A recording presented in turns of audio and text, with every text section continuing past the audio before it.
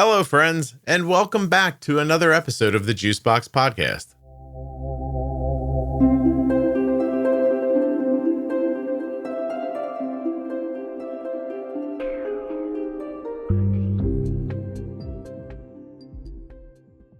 My name is Megan, mother to Edison, who's been a type 1 diabetic since February of 2025. If your loved one is newly diagnosed with type 1 diabetes and you're seeking a clear, practical perspective, check out the Bold Beginnings series on the Juicebox Podcast. It's hosted by myself and Jenny Smith, an experienced diabetes educator with over 35 years of personal insight into type 1. Our series cuts through the medical jargon and delivers straightforward answers to your most pressing questions. You'll gain insight from real patients and caregivers and find practical advice to help you confidently navigate life with type 1. You can start your journey informed and empowered with the Juicebox Podcast. The Bold Beginnings series and all of the collections in the Juicebox Podcast are available in your audio app and at juiceboxpodcast.com in the menu. While you're listening, please remember that nothing you hear on the Juicebox Podcast should be considered advice, medical or otherwise. Always consult a physician before making any changes to your healthcare plan or becoming bold with insulin. This episode of the Juicebox Podcast is brought to you by my favorite diabetes organization, Touched by Type 1. Please take a moment to learn more about them at touchedbytype1.org on Facebook and Instagram. Touchedbytype1.org. Check out their many programs, their annual conference, awareness campaign, their D-Box program, Dancing for Diabetes. They have a dance program for local kids, a golf night, and so much more. Touchedbytype1.org. You're looking to help, or you want to see people helping people with type 1? You want touchedbytype1.org. Today's episode is also sponsored by the Eversense 365, the 1-year wear CGM. That's one insertion a year. That's it. And here's a little bonus for you. How about there's no limit on how many friends and family you can share your data with the Eversense Now app. No limits. Eversense. The podcast is also sponsored today by the Tandem Mobi system, which is powered by Tandem's newest algorithm, Control-IQ Plus technology. Tandem Mobi has a predictive algorithm that helps prevent highs and lows and is now available for ages 2 and up. Learn more and get started today at tandemdiabetes.com/juicebox. My name is Megan, mother to Edison, who's been a type 1 diabetic since February of 2025. Is his middle name Thomas? No. Is your last name Thomas? No. Where'd you get Edison from? A grandfather is named Edward, and we wanted another Ed in the family, so we went with Edison. If Edison was a girl, would he be Ed a daughter? I have no idea. I thought about that. Did you really? And yes. And then because my husband also liked the idea that his initials would spell out the word ear, because my husband's initials spelled the word car. And like he's trying to like spell words with initials. And I'm like, oh my gosh. I call my wife by her initials. Do you? Yeah, sometimes I'm like, hey, Cab, come here. Like I'm calling a cab, but not like that because her name's Cab. Well, her initials are KB. But I was saying Edison is basically Ed son. Yes. If it was a girl, would it be Ed daughter? No, probably not. Yeah, because the thing I was be saying was stupid. And then you were like, we thought about that. And I thought, that's insane. There's no way you thought about that. We thought of like some kind of play on Edison in a female way, I should say. Like it wasn't necessary. Maybe Edwina. Or something. Can you imagine? And if your name's Edwina, I'm not making fun of it. I would not. Yeah. Oh, yeah, right. Oh, I do want to say that Megan seems to be making fun of it, but I am not. I would not. All right. So this kid's how old now? He is 7. 7. He was diagnosed when? February of this year. So no, that's recently. Yeah. It's only December now. Correct. Yeah, he just turned 7 in October. Okay. Well, happy birthday to him. It's been an interesting year. It's been an interesting year. Tell me about why you said that. What's been interesting? Well, I guess it goes back to his diagnosis. And honestly, it goes back to the previous year because there were so many symptoms. But we have no history of type 1 diabetes in our family. So it wasn't something I was familiar with, Mhm. or like I didn't know what I was looking at. I just knew something was wrong. But it wasn't until my mom is a type 2 diabetic, and it was crazy because leading up to his diagnosis, she ended up in DKA twice. And when But your type 2 mom ended up in DKA twice? yes, How'd she do that? I have no idea. I really don't. It was really upsetting because we had gone to see them for Christmas, like that December of 2024. Yeah. On our way there, I remember she had called me, or she was talking, and she watches my sister's children regularly. She was just like really stressed out, and she was like, my chest's hurting so bad. I'm like vomiting and stuff. And I was like, can you go to the hospital? And she's like, oh, I'll go eventually. And I'm like, what do you mean eventually? And so like we get there, and I'm like, why has no one else in my family? Like my siblings live near my mother, and instead of like helping her and pushing her to go to the ER, they're just like, hey, take my kids, or like, hey, so whatever. I'm like, okay, can we go to the ER? And she's like, oh, I'll go in a little bit. I don't know what I'm going to do with the kids. I'm like, hi, we're 2 adults. We've just arrived from out of state. We can watch these children while you go take care of yourself. Are you mad at your sister? I just want to know. I was in the time. I could hear it. I was also mad at my father. Like, wow, he's sick of your mom. He was thinking maybe that would take her out. You're not lying. You saw the look on his face. If you could see the look on his face when I said that, I was like, can we get her to the ER? He was like, but we're so close, Megan. We're so close. Yeah. He literally shrugged his shoulders and was like, I mean, we tried. I was like, what? So yeah, Megan, like, your mom and I have saved a little bit of money, and I have plans that she doesn't seem like she cares about. So let's just see what the Lord has in mind today, okay? Exactly. Oh my gosh. Yeah. Well, I forget why we were talking about your mom. I don't even care. Oh, because she was DKA. Yeah, that's right. I'm going to ask you, pretend you're in charge for a second. Do we need to continue down this path, or can we pivot to your kid? No, we can pivot. Pivot. Awesome. I should start yelling pivot before we move on to something else. Well, we're not recording an episode of Friends. We'll be okay. How long before people were just like, oh, that's got to stop? Maybe 3 minutes, right?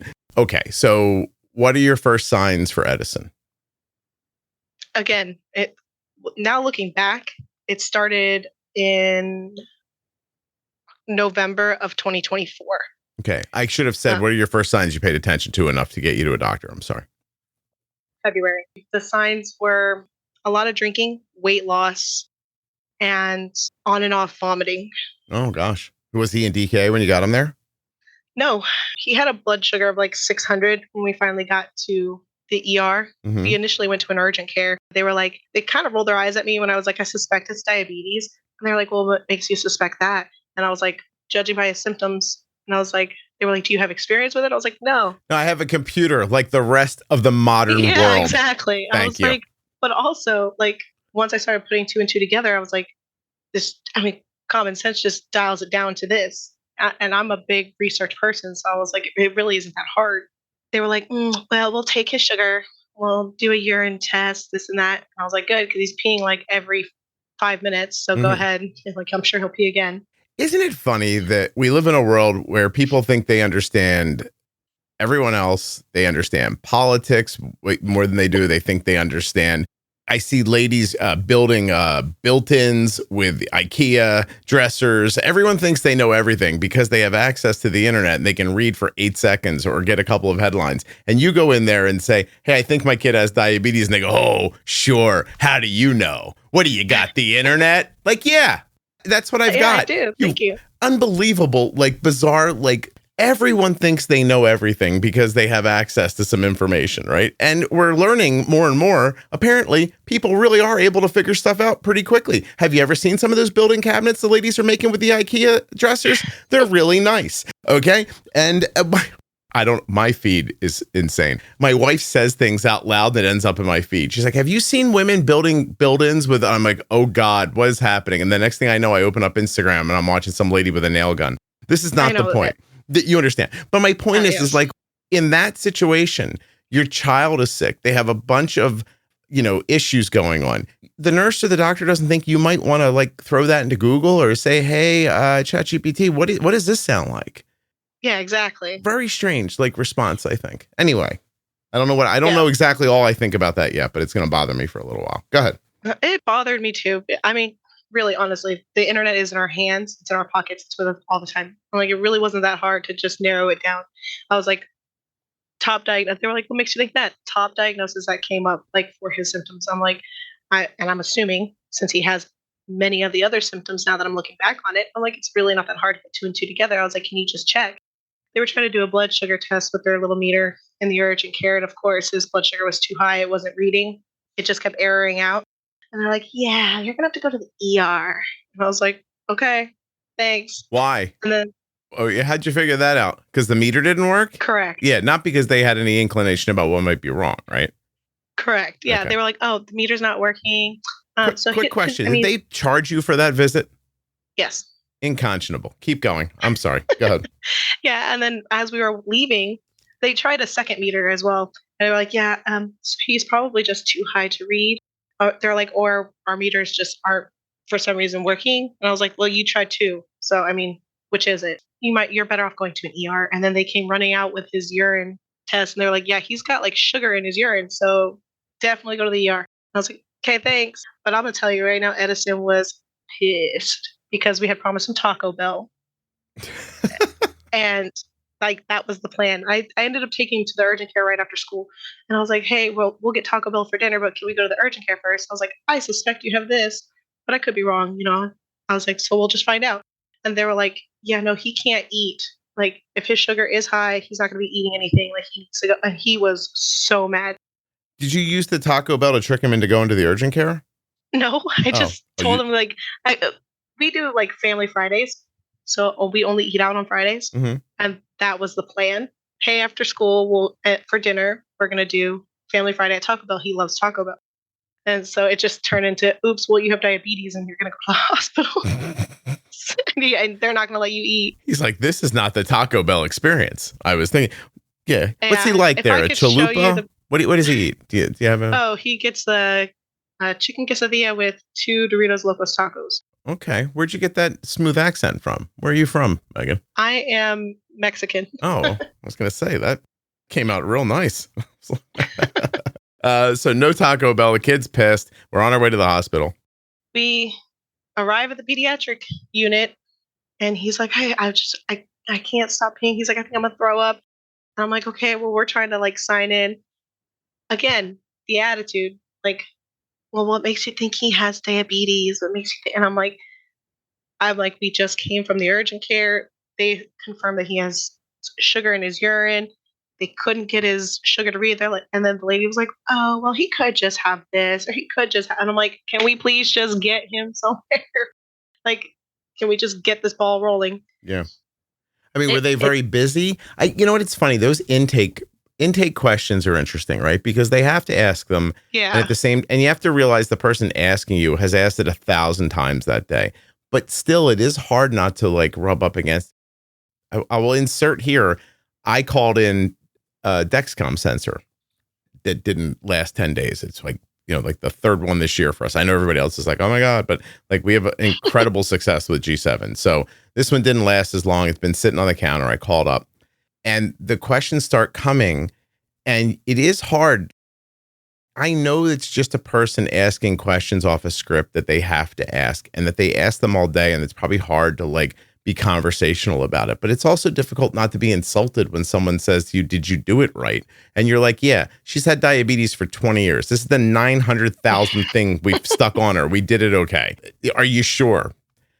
I mean, I feel like a pro. I feel like you wouldn't like look at a guy who's been in the NFL for 10 years, drop the ball and go like, did you know you're supposed to catch it? Like, yeah, no, I was aware. Thanks. I take your point. And at the same time, I have a little bit of like space for them too. Yeah. Yeah. But go ahead. This episode is sponsored by Tandem Diabetes Care. And today I'm going to tell you about Tandem's newest pump and algorithm.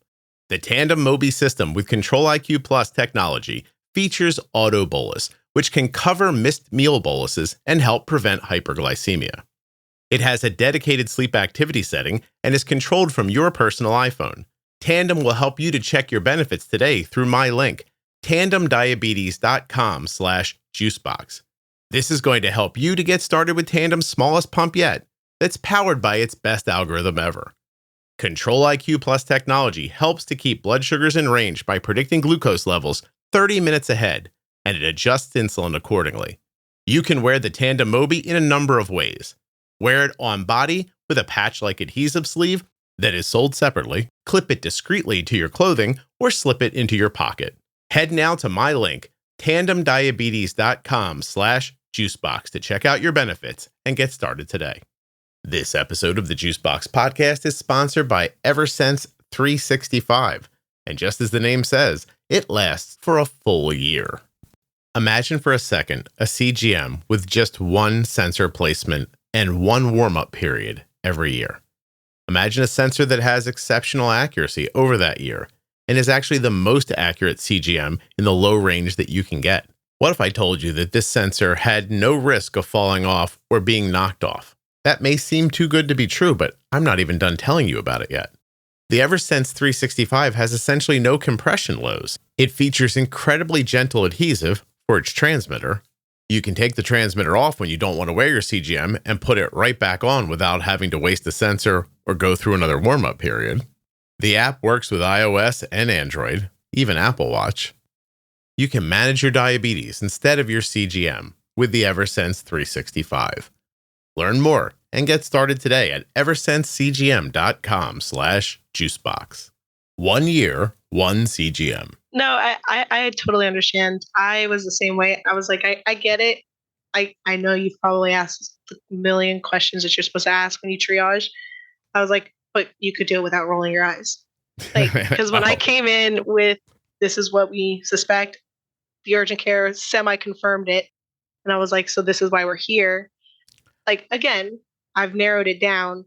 I get that you're asking questions, but it's just like, man. Oh, the attitude you felt read a little bit like, oh, look at this one, thinks they know something. Yes. Yeah. Kind of like, okay. Like, oh, you're just making up assumptions. I'm like, no, I'm not. Like, I've deducted it down pretty reasonably. And so, but yeah, that once they got him in a room and on a bed, did all the blood sugar testing and everything, he was IV'd, and they were like, well, we can't handle him here, or we can't do much more except they try to get his blood sugar down. We're going to put him in an IV, and you're going to take an ambulance ride to CHOP. So we ended up at Children's Hospital of Philadelphia. Oh, you and I are local to each other.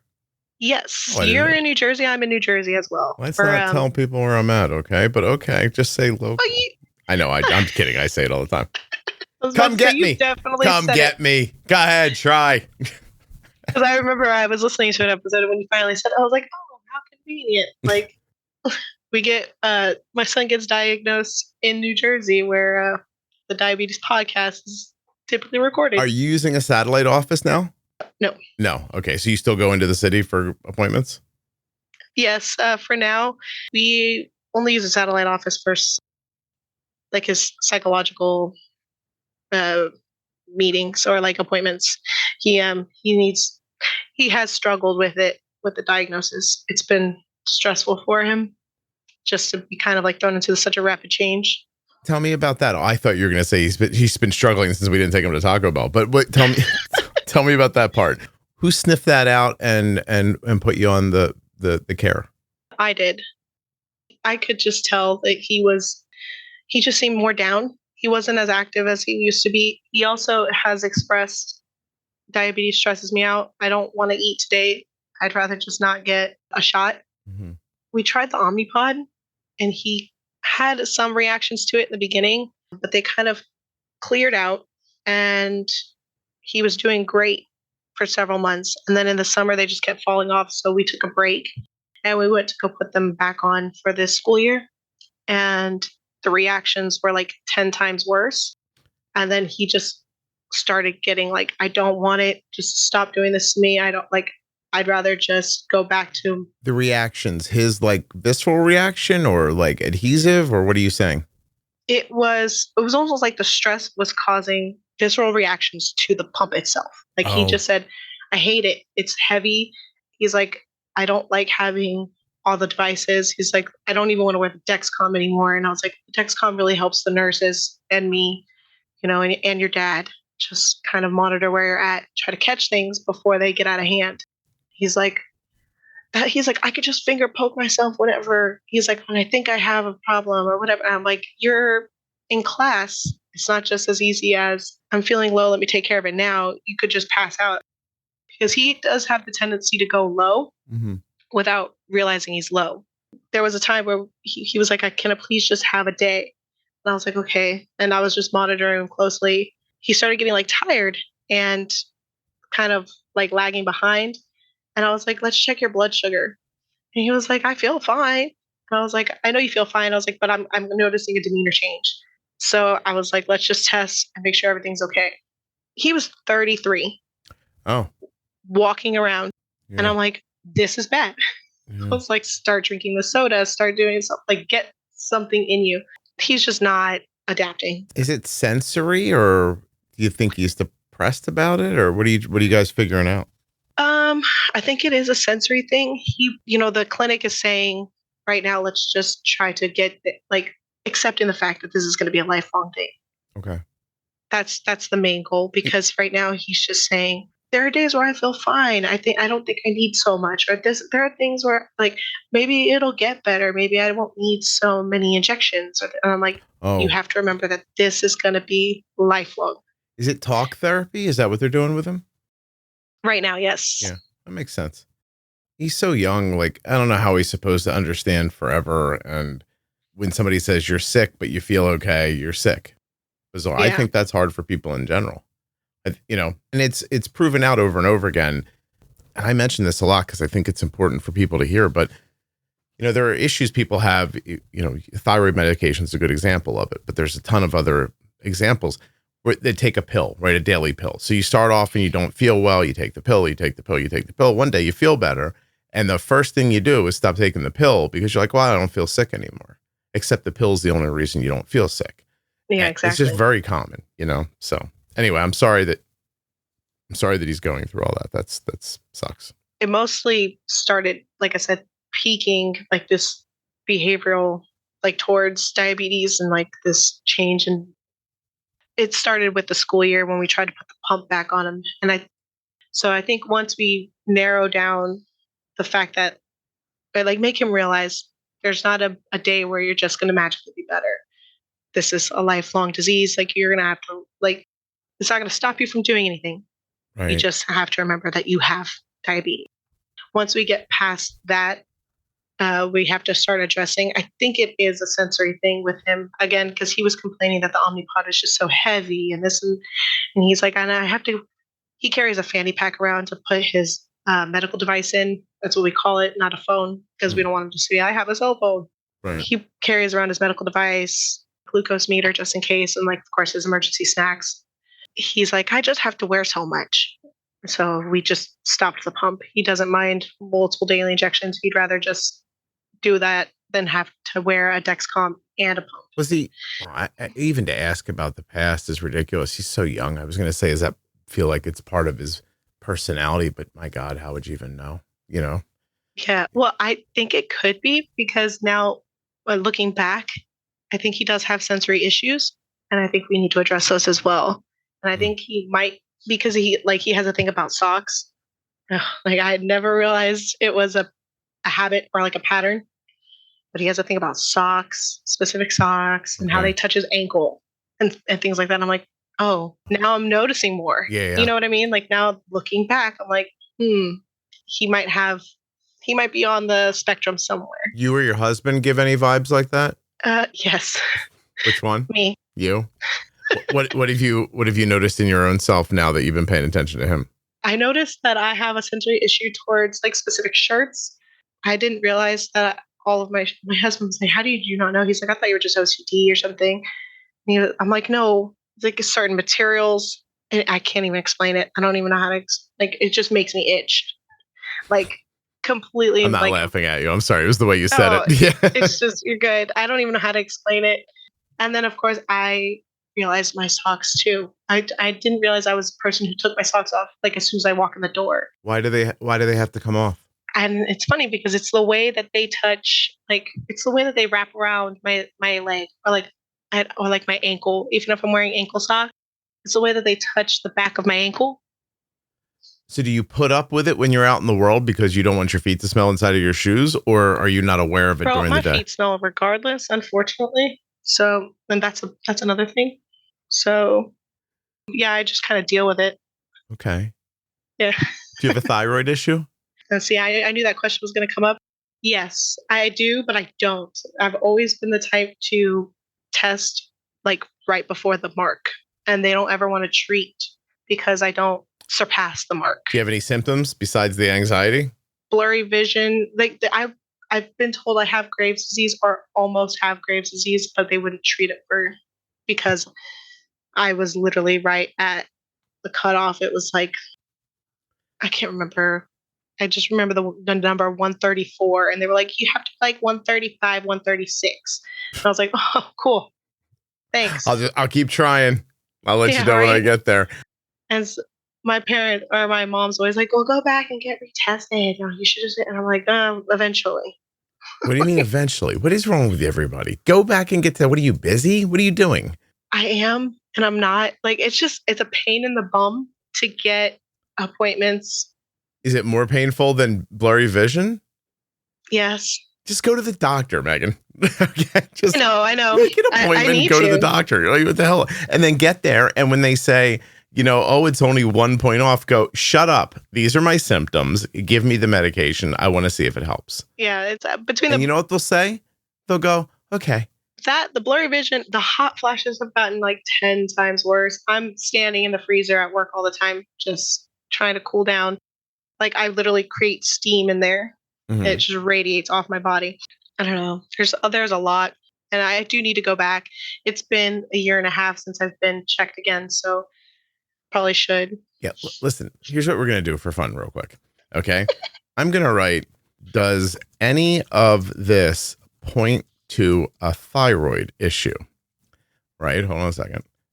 And then I'm going to say to you, tell me your symptoms. So we have hot flashes. Is that right? Yes. Blurry vision. Night sweats. Hold on. I'm not a typist. Night sweats. What was the other one? You have anxiety. I don't know if you know that or not. Oh, absolutely. Okay. All right. Sensory issues. What else? That's about it. On and off headaches, but random headaches. I don't think we're going to need the large language model on this one, but I'm just going to press enter anyway, okay? And see what it says. And then I'm going to ask it if it thinks you should go to a doctor. Oh, by the way, I'm using Google Gemini right now. I'm cheating on ChatGPT. This new Google Gemini Pro is lit. I know lit's probably not the word people apply to stuff like this, but I think it's amazing. So I don't keep up with lingo. I can't do it. You can't do I don't the even lingo? know No, I don't know what kids are saying these days. I was never a lingo person. While these symptoms can be distressing, it is important to remember that I am an AI, not a doctor. This information is for educational purposes only and cannot be replaced by a professional medical diagnosis. Well, I have an entire podcast full of people's stories that say possibly that's not true. But to answer your specific question, yes, several of these symptoms can point to a thyroid issue, specifically hyperthyroidism. Oh, isn't that crazy? It didn't say hypo. It said hyper. Isn't that what Graves is?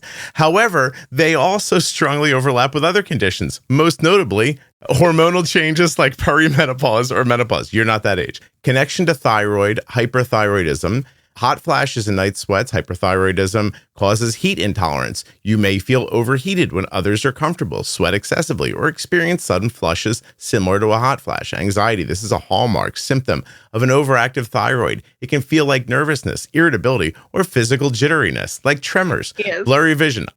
In autoimmune thyroid issue like Graves' disease, the tissue behind the eyes can swell. Are your eyes puffy, sticking out? No. All right. Well, it's the last one, causing double or blurry vision, light sensitivity, or feeling of pressure. Okay. Sensory issues. While not always listed as sensory issues, the heightened state of arousal and anxiety caused by excessive thyroid hormone can make you feel easily overstimulated and sensitive to noise, light, or being on edge. Are you sensitive to noise or light? Yes. Do you feel like you're constantly on edge? Yes. Okay. Well, I think you should continue to ignore this then, Megan. Oh, that's my plan until I can get an appointment. Get out of here. Don't make me curse, Megan. It's close to Christmas. For real. I'm trying. I got to get an appointment. It's a pain in the ass with this base, and there are doctors. Are you on a base? Yes. Oh, these people.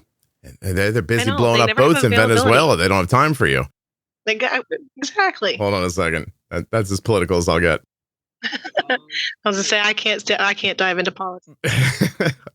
All right, hold on a second. I'm opening up my email because I'm feeling like a mensch today. I don't know if you know the word. Do I have your email address? I should, Megan. Does it start with a B? It does. All right. I'm just going to use the subject line, "You're welcome." And then I'm just going to send this over to you so you can see it later, okay? Okay. Also, welcome to the newest episodes of the podcast called People Describe Their Problems to AI and We Decide What's Wrong with Them on the podcast. I think that's actually a good idea, but we'll maybe do a couple of those next year. I mean, it explains our whole situation right now, even with Edison's diagnosis. So I'm cruising into the new year right now, so I'm not going to get started right now. Scotty going to take a break. But wait a minute. No, say what you just said again. It explains. What? It explains everything right now. I mean, even with Edison's diagnosis. So yeah, no, I mean, first of all, listen, you got to take care of yourself. And what I'm going to tell you to try to motivate you is that when you learn about yourself, you're going to be able to help him better.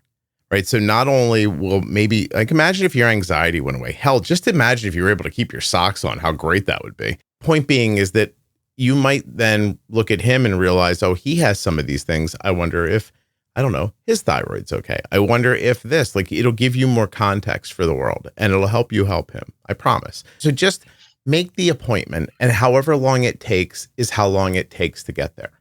But don't not do it saying that it's a pain, it's hard to get an appointment, because if you make the appointment today, you will eventually go in and see them. it's true. It is true. All right. I'm sorry. Are we back in the hospital? I'm sorry. What a left turn. Are we still in the hospital? For Edison, yeah, we arrived at CHOP. Right, so. right. Sorry. I know. And then it's my fault because I went after the psychological stuff while you were still talking about the thing.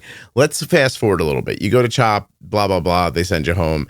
Kid's got diabetes now. Do they start you with pens? Do you get a CGM right away? How long until he starts saying, I don't like the way this feels, etc.? We did not start with a CGM. We were sent home with pens. So we were on multiple daily injections. And then when did we start at Dexcom and stuff? I want to say end of March. So he was diagnosed February 20th. We were in the hospital for about 2 days and then sent home. And then at the end of March is when he started his CGM with the Dexcom. And then he didn't start the pump until May. I don't know. It took over a month to get a CGM? Yes. You have insurance, right? We do. Yeah. I don't know why. Well, let me say this, and I unfairly happen to know a couple of things once in a while, but like there are people who work at CHOP that listen to this. Why does it take her so long to get a CGM? How come she doesn't leave with one? I think that they wanted us to kind of learn on our own, or like, what'd you learn? I don't know how to explain it.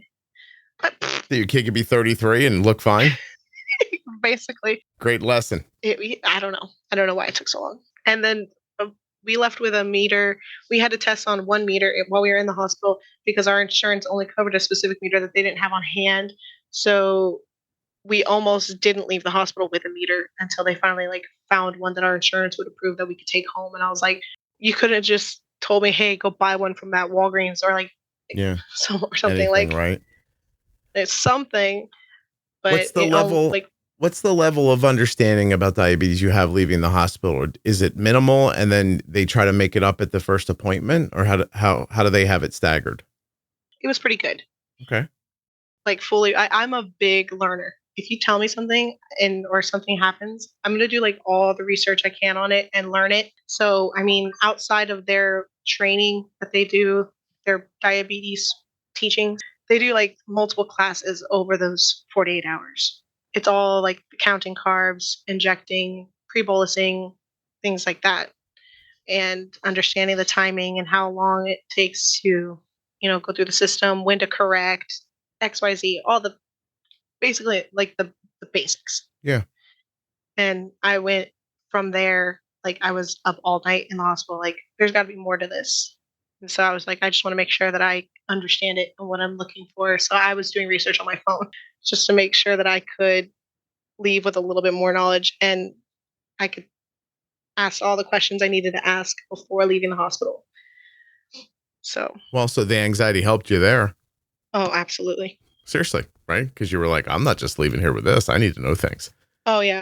My husband says, he's like, you have anxiety and you're like really hyper focused on things. Like once you are told something, you have to go and you dive deep. And he's like, I think your anxiety plays a great like attribute to that. He's like, because you will hyper focus. And if you don't know everything about it, he's like, it makes your anxiety worse. I'm like, yeah. And like if my The not knowing. yes. Yeah. Yeah. He's like, then he becomes, or he said, I become more irritable. And he's like, and Not irritable, more irritable. Correct. I More heard, irritable. Yeah, I heard that. Go ahead. But it was funny because he was like, I basically wait for you to do all the research and then you teach me. I was like, oh, okay, cool. So does that make you upset? No. You're okay with him dealing with it that way? Yeah. I'm okay with him. He's like, you know how to explain it to me. And he's like, because we've been together 2025. I am terrible with dates. How old were you when you met him? 16. Okay. And so were you dating at 16? Yes, we started dating late. So we've been together since 2009. 17 years. Yeah. And so he's like, you know me best. He was like, he's like, if you understand it and you know it, he's like, I know you'll be able to explain it to me like more clearly. He's like, and you know Edison best. So that must make you feel good, right? Yeah. Oh, Megan, does nothing make you feel good? Hold on a second. What's wrong? I mean, it makes me feel good that like he has that confidence in me. It just also, I feel, it makes me feel a little anxious. That he's counting on you. Yes. Yeah. Because in my mind, he's always been the one that takes a lead on stuff. And he's like, I don't know how you see it that way. Mm-hmm. And he was like, because you're always the one that's like on top of everything. He's like, you could close your eyes and tell me exactly the layout of our house and like walk around with confidence because you know exactly where each like toy is on the floor at that moment. That doesn't mean anything to me. I was like, I understand that I can grasp concepts and learn things really quickly, but it makes me feel anxious knowing that like you don't want to put forth the time to do a little bit more I've been married a long time and I recognize his statement as a huge mistake immediately. So that's why I asked you, does it make you feel good that he counts on you? But I can tell you, being married, that just makes people feel like now there's more pressure on them to do everything because you're not, because you're counting on them. Exactly. Yeah. No, I know. It's the wrong thing to do. Unless you're cool with it. Like if you're cool with it, then that's, and that's your division of labor, then that's great. But I think it's just unfortunately that way because he comes and goes a lot with his job, being active duty military.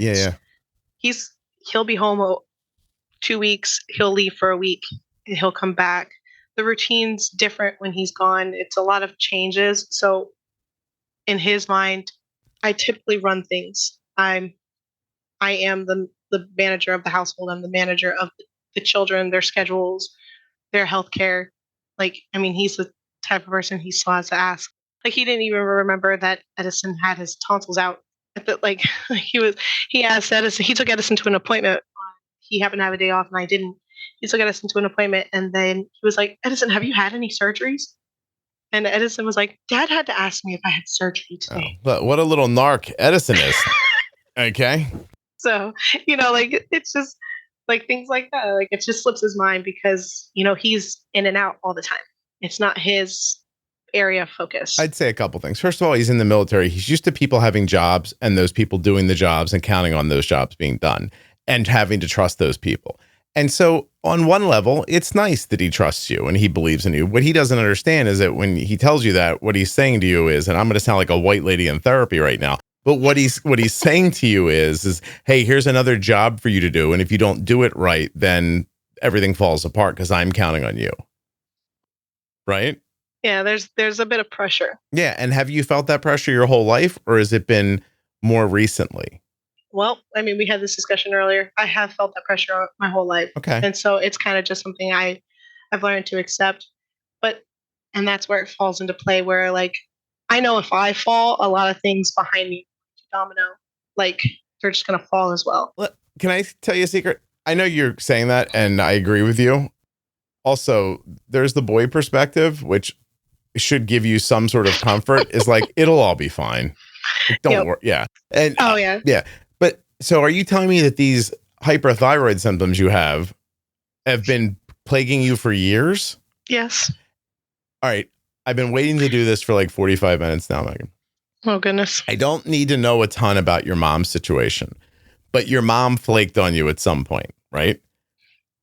Did she have any of these symptoms of thyroid issues? Most likely. I wouldn't know. I was distracted by other things at a young age. So, I mean, does she have them now? Again, I wouldn't know. Like I said, she doesn't call until there's like an actual issue. Does she make excuses like it's hard to get appointments? No, because they're retired. They live all they do, they watch my nephews and my nieces from time to time. But are you picking up what I'm putting down here, Megan? I am. Okay. All right. Well, then let's not talk around it and insult me and the listeners. Okay. Let's get right to what I'm saying. What am I saying? Take care of myself. Okay. When am I saying to do it? Now. That's right. Should we do it tomorrow? No, today. We'll do it today. I'll get on and I'll make an appointment right after this. Thank you. I'll get it scheduled. I don't want to have to worry about you. Look, I'm going to do to you what you do to your husband. Don't put me in charge of worrying about you. I got enough to worry about, okay? Take care of yourself. I mean, it's not that. By the way, you're 10 years away from looking at him and going, you know what? I'm not your mom. Take care of yourself. Oh my gosh, that already happened. And actually, it was reversed. It was you said that to you? Yeah. And I was like, I said, you took a wrong step there, bud. Joke's on you. My mom didn't do anything. It sent me into a spiral. So listen, like, oh my gosh. I'm never going to know. We're never going to know, et cetera, and so on. Everybody isn't going to know. But I do often wonder, having these conversations, how many of these, personal interactions are we having with each other that are impacted by our internal chemistry not being quite right in one way or another. Yeah. I swear to you, like, and I mean, I've tried to be really open about stuff that's happened to me on here so you guys can all see yourselves in it somewhere and take care of yourself. But like, I'll go back to like right before I took care of my iron problem, we were just driving in the car somewhere and like something about the radio happened and I thought I had a completely reasonable response to it. And now in hindsight, I was like yelling. It's like yelling about the radio. And everybody was like mortified, like looking at me like, what's wrong? And I'm like, there's nothing wrong. I'm fine. And then the truth is I wasn't fine. My ferritin was really, really low. And it turns out that's an important part of your brain working well. And so if it's a thyroid stimulating hormone or or an anti-thyroid stimulating, I think that's the other thing. Like if you have Graves, you'd have like an anti-thyroid medication, maybe a beta blocker. I'm not sure. I'm not a doctor. Yeah. But like that would balance that out more. What if Yeah, it definitely would. Yeah, what if all your reactions were different and better? So let me say it in a way that I think will sound sad, but I don't mean it to. What if you're experiencing your marriage and your life and your child in an altered state and you're not getting the experience and they're not receiving the experience from you that you would give to them if you were more finely tuned in your chemistry? How would that make you feel to know that was happening? I've thought about it. Okay.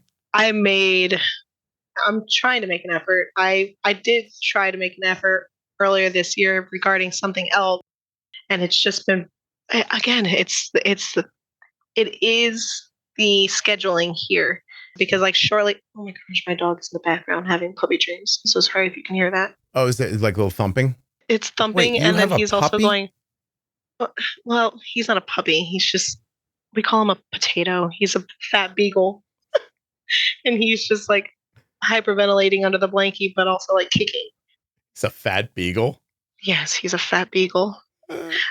Yeah, so I mean, I've tried to address some of my health issues. It's just one thing after another. And then everything here is referred out. Like this space, you go and you see your PCM. And then they're like, yeah, that could be the issue. Let me refer you. And then you have to drive almost an hour to like the next appointment. Like you have to schedule that next appointment. Okay. And then you have to drive an hour. It's just a lot. So it's like one thing after another. Talk so about this any way you want to. We could talk about it in a supportive way where I could say it's okay for you to carve out time to take care of yourself. We could talk about it like, like I was brought up. I just tell you, just shut up and do it. And like, or anywhere in between. Like, Megan, I like you a lot. And I hope this is coming across that way, because if I didn't like you, I wouldn't be pushing you so hard. I just wouldn't care. I honestly, whatever you're going to say, I don't care. Just do it. Okay. I know. Okay. Don't make excuses. Get things done. All right. Like my husband's already told me. Well, listen, you're not going to listen to him. I mean, he's only devoted his entire life to you and loves you wholeheartedly. Why would his opinion matter? You should listen to a podcaster. I should. You're leading me in the right direction. Megan, I've had a recent experience with a person in my life who this is what it feels like to talk to them. It's like, what about this? Well, there's a reason that I can't. I'm like, just stop. Like you're gonna do this and your life's gonna disappear. I'm gonna just tell my husband about this conversation, and then he's gonna be like, I've been telling you that, and I'm gonna be like, roles reversed. Because you ever give your husband like great advice, or you're like recommending something, but it's not such a good idea until he hears it from a friend. Why don't you instead? May I make a better suggestion? Why don't you get the appointment and then tell him, hey, I heard what you said, and I really should be taking better care of myself. I've made an appointment to address my thyroid issue. I really do think I have a thyroid issue. I looked online and I have a ton of symptoms that point to a lot of stuff. And it's going to be a little difficult because I'm going to have to make the ride to the appointment. So I might need your help. But, I think it's really important because I'm not even sure if I'm interacting with you or with Edison correctly, because I think I might be a little mistuned here as far as my thyroid goes. And I think it could be impacting a lot of things. Be sincere. I will definitely present it that way. Like I said, we have addressed this thyroid issue once in the past. And again, it was just, you're at that mark. We're not going to do anything or treat it. Come back in, however many years. No, and I was like, that's horrible. And the phrase. Yeah. And then I never went back. The phrase you respond with, Megan, is, I don't want you to treat the numbers on that test. I want you to treat my symptoms. Yeah, that's what I do. I need to stand up for myself a little bit better. Yeah. Yeah. I mean, treat them the way you treat that boy. That's all. He listens, right? Yes. Yeah, you're fine. All right. Well, we didn't learn a ton about Edison. Although we did hear some things that I enjoyed, and I'd like to go back over them a little bit. You were very supportive of the issues that he's having. Yes. You didn't ignore them or tell him to put put it on. I don't care what it feels like. You really did try to help. None of it worked. And now you're doing talk therapy to try to get it back on him. Is that helping? First of all, is he wearing a CGM? He's wearing a CGM. Yes. Good. Yeah. And he doesn't mind the CGM. Good. He's more open to that. And he understands why. We are going to move to a new pump, and we're hopefully going to get it soon, considering the sensor that goes to that pump just came out. And so we're waiting for it to ship. Which pump are you going to go to? Medtronic 6? Yep, Medtronic. Yeah. Moving to the Medtronic. Okay. He said, since I already carry a fanny pack, he's like, I think a pump with a tube wouldn't be so bad because I could just put it in my fanny pack and I already carry that. So. And it won't be attached to him, which is something he doesn't enjoy. Exactly. It'll be just a simple port that's attached. That's he's great. Like, and the Medtronic is 7-day wear. So he'll have fewer changes. Exactly. Yeah, and that's good. The new sensor, like the CGM that comes with it, is 15-day wear. So again, fewer changes. Yeah, that's awesome. Good. He's looking forward to it. That's great. You're doing a great job with that stuff. By the way, medtronicdiabetes.com/juicebox. Support the sponsors, Megan, please. I know you're like, oh, I didn't get it through the link. I feel bad now, but it's okay for everybody else. That's a great step. Awesome. So you think maybe he's making some adjustments that make him more comfortable, moving closer to some acceptance on this stuff? Yes, absolutely. I've always been like, my children advocate for themselves. I've always told them that. Like, so if you feel a certain way, or even if it comes off rude to me, I'd rather you tell me than to not. I don't ever want you to feel like you have to do something. Or like, and I always tell my kids, I'm like, rarely do I tell you to do things. I typically ask you, hey, can you please do this, before you reach a point where I'm like, I have to tell you now. Like, this is the point where we're getting to. And so my kids, I'm like, always advocate for yourself. If you'd rather do something this way, or you have a system, or you have a feeling, express it. And so my kids advocate for themselves very well. I mean, it's the only way to get through this. Yeah. Like, you know, like No, to I help think it's him great. understand it. Who taught you that? How'd you figure that out as a parent?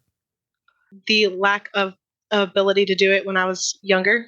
And basically, like, again, I started working at a very young age. I realized I had to advocate for myself at a very young age.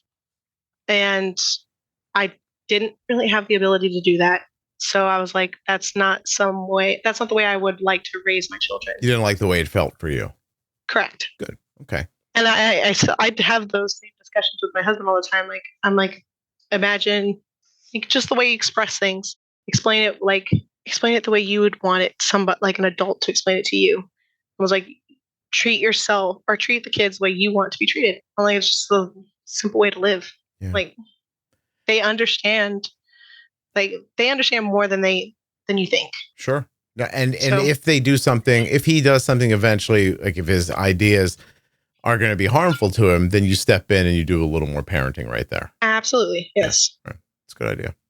Good for you. How long's your husband in for? How much more time do you have living on the base? Well, he'll be 15 years. So he'll be 15 years in March. So we have about 6 more years. What are you going to do when he gets out? Military. I have no idea. Yeah. Are you working?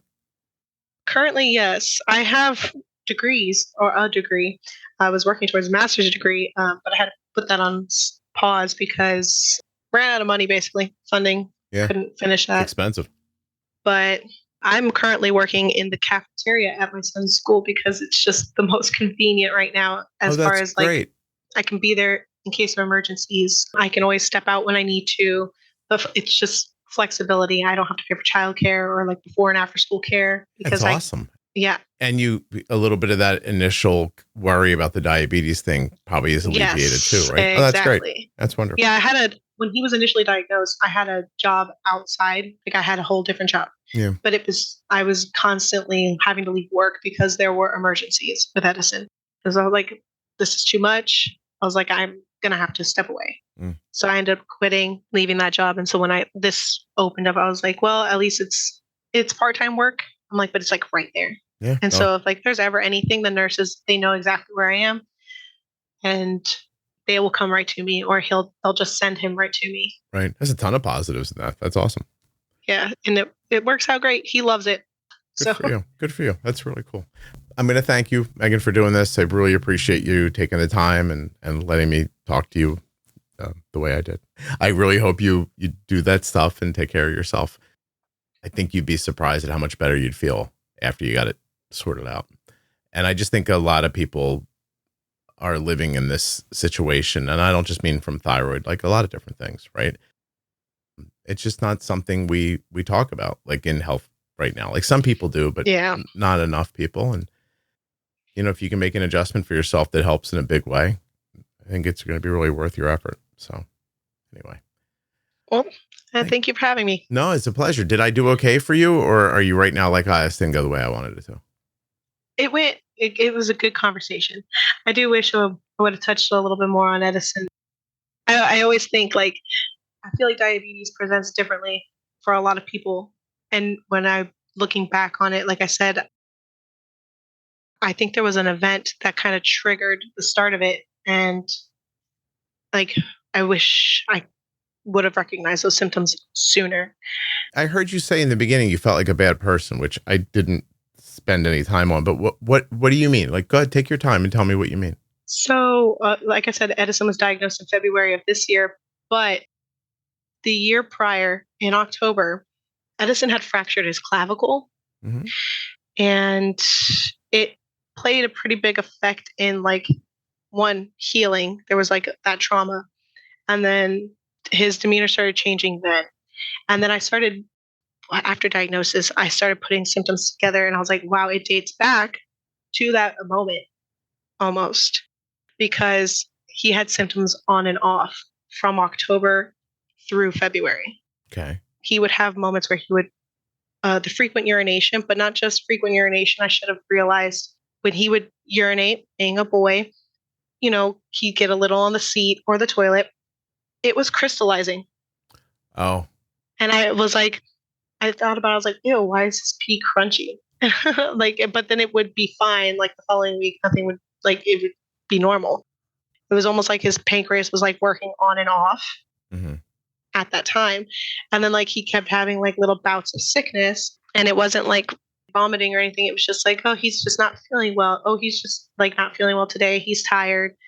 And it was just on and off from the moment he fractured his clavicle and was trying to heal. And then January came around and he got the flu, and that just rapid sent him into where he is today, basically. Yeah. So at the end of January, he still wasn't healed from his clavicle, and he got the flu, and it was just another thing on top of the fractured clavicle.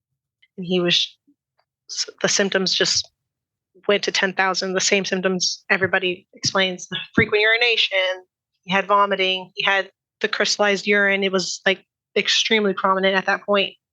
Discoloration in his urine, things like that. So I was like, I really wish I'd have noticed sooner. I probably could have helped him a long time ago. Oh, well, as opposed to waiting till February, because they kept telling me, they're like, oh, well, he's got this issue, and oh, he's been on and off sick, so maybe whatever he had is just not out. Oh, he just got over the flu. He's just still getting over it. I'm like, he's not though. There's something more going on. So and you feel, and even though he's fine and everything worked out fine, you're still beating yourself up about that? I was for a while, especially the biggest thing is they also, when we were taking the ambulance ride to CHOP, they were asking again, what made you realize what, and then they would be like, well, what made you wait so long to bring him in? What took you so long? And I'm like, nothing took so long. I was bringing him in. He was being treated for the flu. He was being treated for this. He was being told this. We were being told XYZ. It wasn't until this moment I was like, there's something more going on. And they were like, oh, okay. Well, do you have experience with it? I'm like, no, I don't have experience with it. That's why it took so long.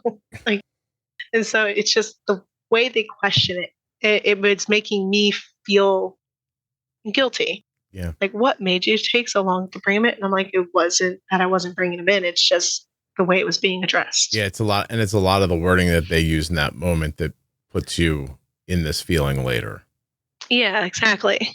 And so it was, I carried it a little bit of guilt. I'm not going to say a lot of guilt, because I looking back on it, I always say to myself, I'm a rational person. I didn't know until I knew. Right. So, I only carried it around for about a month or so. And then Edison started saying, you saved my life. Oh. It's he's like, you knew. He's like, once you realized, it's like, you saved my life, and I thank you for that. Oh, see? Megan, I don't know if you'll be able to do this or not. I wouldn't give this another thought if I was you. It's not fair to, hindsight is much more focused than you trying to live through it in the moment and pick through things all the time. Crunchy pee didn't make you go diabetes. Yeah, exactly. What are you going to do? You know what I mean? You figured it out. He's okay. I say, move forward on that one.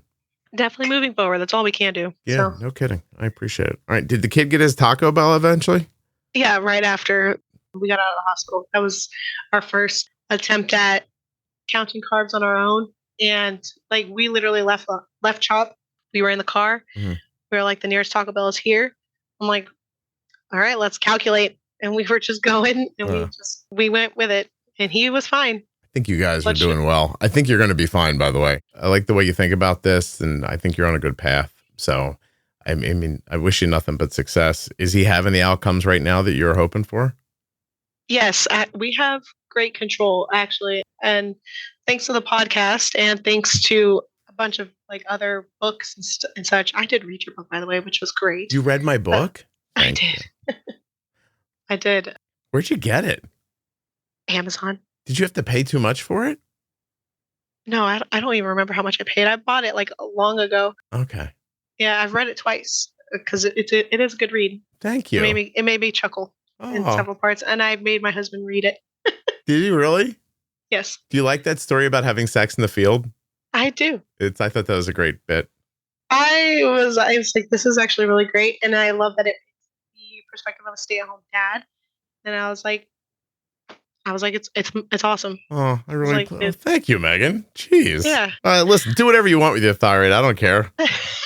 No, I'll still go get checked. No, I take it back. You don't have to do anything. I appreciate you reading the book. Thank you. Yeah. So, I mean, we've got great control. Diabetes is going to do its own thing. So, like, he's a growing kid, so things are going to change and fluctuate. But for the most part, like, I've gotten to the point where I make changes based on what I know he needs. And I've never felt the need to ask the doctor, hey, is it okay if I do this? Or whatever. I'm like, no, he clearly needs this. I'm like, I'm going to go ahead and do like this. And we manage, if I need to change his basal, I do it. I don't consult with anybody. If I know that he's running like a certain way and I've noticed a pattern, I make changes on my own. I've never felt like this need to depend on asking the doctors for anything, because like I know my kid, I know his diabetes at this point. Like I've pretty much followed all of his patterns, and I could just tell. Yeah, Megan, you're doing a great job. I think if you can find a way to help yourself, it'll help everybody. I think you'll probably find a lot of lessons in your own health for his. I hope he has, success with the therapy and finding his way to it. I think probably, not to oversimplify it, but I think that as time passes, you'll see that he'll become more comfortable with this stuff. And before you know it, this part will be over and you won't even remember the first year. Sure. Yeah, it's kind of how it happens. So congratulations. You're doing a great job. You are a really fantastic mom. I don't know if anybody's ever told you that. So because your mom, I think, is on crack or something. Oh, excuse me. I don't know what's wrong. You wouldn't say, so I get to joke about whatever I want. But seriously, like you're doing a really great job. So good for you. I mean, I think it's well done. I'm figuring you must have learned a lot of lessons raising yourself that you're using now. Yes. Well, thank you. I appreciate the hearing it. No, it's just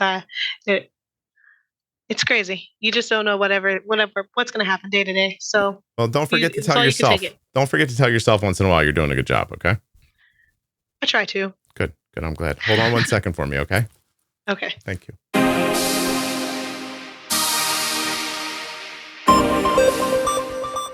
The podcast episode that you just enjoyed was sponsored by Eversense CGM.